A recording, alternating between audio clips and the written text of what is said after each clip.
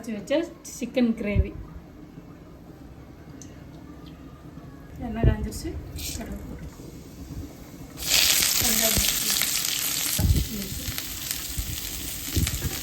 இஞ்சி பூண்டு.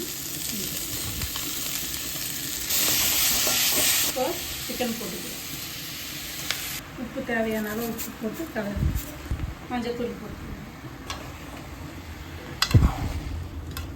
இப்போ அரைச்சி வச்ச பொடி கொஞ்சம் போட்டுக்கலாம். வரமிளகா, மல்லித்தூள், மல்லி, சீரகம், மிளகு இதெல்லாம் போட்டு வறுத்து அரைச்ச பொடி 1 ஸ்பூன் போட்டுக்கலாம். சிக்கன் பொடி இப்போ 2 ஸ்பூன் போட்டுக்கலாம்.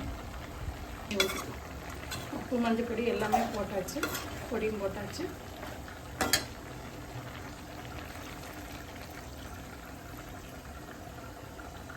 கொஞ்சமாக தண்ணி ஊற்றி மூடி வச்சுக்கலாம். கொஞ்ச நேரம் வேகட்டும், மூடி வச்சுக்கலாம்.